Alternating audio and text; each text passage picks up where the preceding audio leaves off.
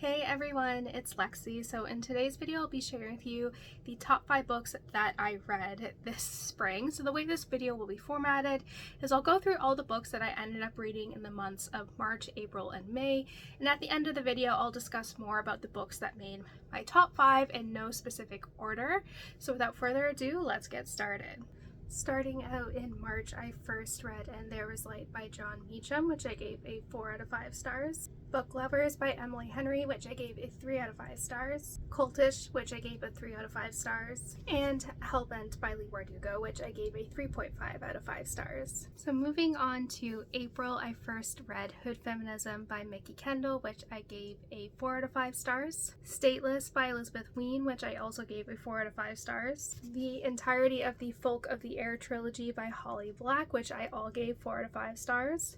The Stolen Heir by Holly Black, which I gave a 5 out of 5 stars, and How the King of Elfhame Learned to Hate Stories by Holly Black, which I gave a 3 out of 5 stars. And finally, moving on to May, I first read Happy Place by Emily Henry, which I gave a 4 out of 5 stars. Homecoming by Kate Morton, which I gave a 4 out of 5 stars. And A Stranger in Olondria, which I gave a 2.5 out of 5 stars. First up, I have Hellbent by Leigh Bardugo. This is the second installment in the Alex Stern series, and I don't want to give too much away about this plot as it is the second book, but the general kind of synopsis of the series is we follow Alex, who is a student at Yale who has been basically recruited by the secret societies to work at Ninth House, which is the kind of governing body that supervises all of the occult secret societies and makes sure that they're staying in line.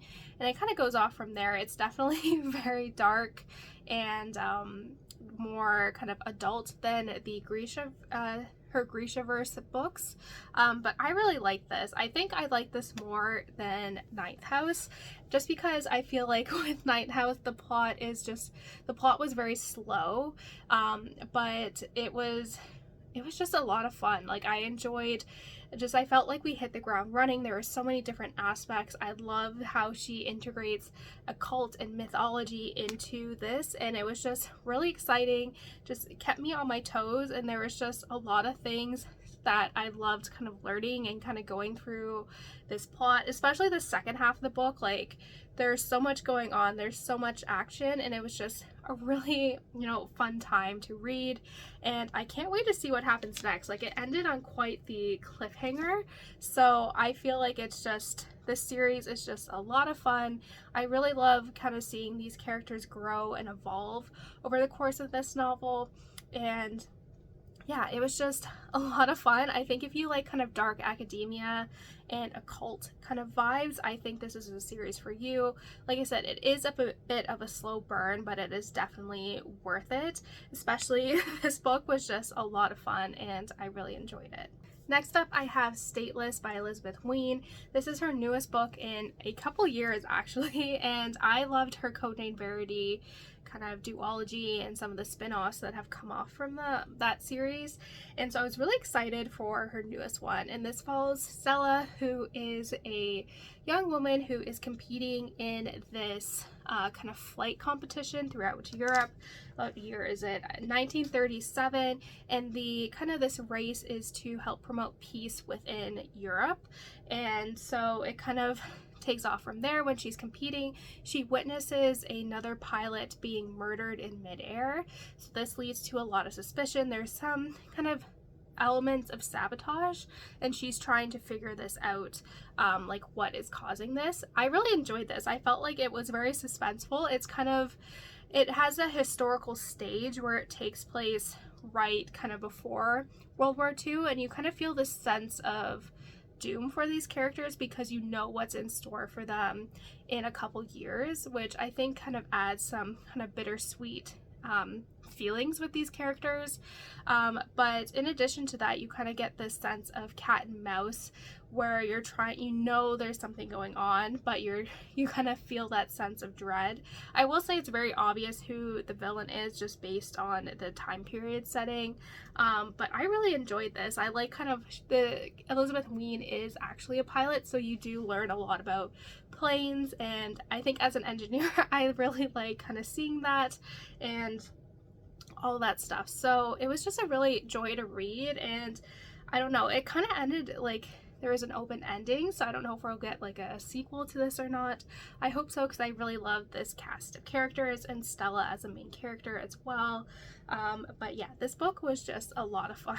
Next up, this is the book series that kind of got me through the dissertation stress, where I was just sleeping 3 hours a night, just stressed out constantly. This is the series that helps me kind of unwind and just relax for a little bit, and it is the Folk of the Heir trilogy and then the Stolen Heir duology. So sorry, I hit the tripod, but I like marathon this series. I got the first book from the library, and then I got them all from the library ebooks, and then as my graduation gift for myself and becoming a doctor gift, I picked up the rest of the book in the trilogy, and then also this one as well.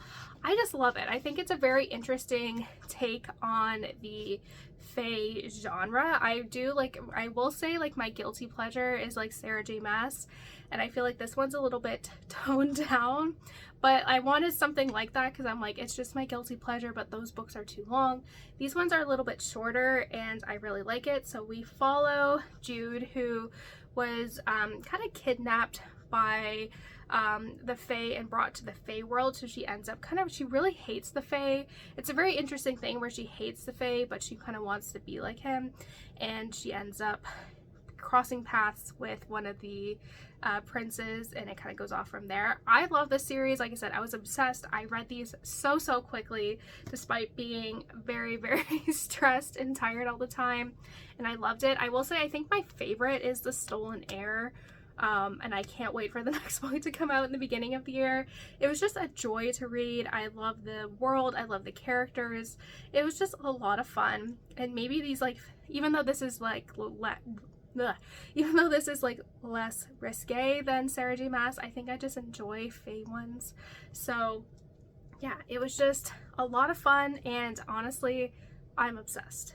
Next up, I have Homecoming by Kate Morton. This is her newest book in several years as well, and I was so excited to finally dive in and pick it up. But it follows a girl, I keep always forgetting the names, but it is Jess, who is living in London, and she receives a call that her grandmother has fallen and she's in the hospital. And while she goes back to Australia, she ends up uncovering this kind of hidden family secret where her grandmother's brother's family was found dead on Christmas Day, and she's trying to uncover the kind of past behind like what is going on. And Kate Morton does a really good job at kind of doing the dual storyline where you get the past narrative and then the present day narrative, and she does it in a way that you're kind of figuring out, you're unraveling the mystery of the past with the main character. So the plot doesn't feel disjointed. It just is done in a way that it flows naturally, and I think she's really strong with, that's one of her strengths. The first part of the 100 pages were a bit slow, but it just kind of picks up after that, and it was just a joy to read. I think I read like the last 250 pages in one day. Like, I could not put it down. There was just so much stuff going on, and I was really invested in figuring out the mystery, and kind of like I was just really invested and wanted to know. So this was just well worth the wait, and I just loved it. And lastly, I have Happy Place by Emily Henry, and this is actually my favorite Emily Henry book. I feel like she's been very hit or miss, and when I was like talking about this being on my TBR, I was like, this either is going to be my favorite or it'll just kind of be mediocre like some of the other ones, and this one was definitely my favorite. It follows a couple who has broken off their engagement, and they basically every year their friend group does this like week like a week trip together, and so they kind of put on the facade that they're still together because they don't want to tell their friends that they're not together.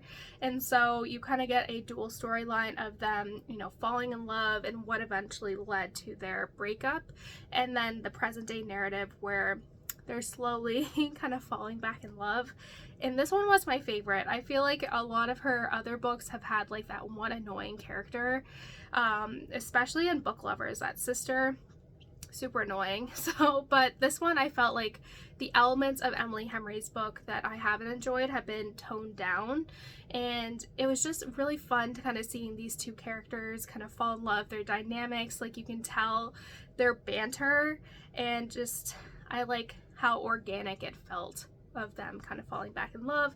It was very cute. It's definitely one that I got this from the library, and I'm definitely gonna get this once it comes out in paperback.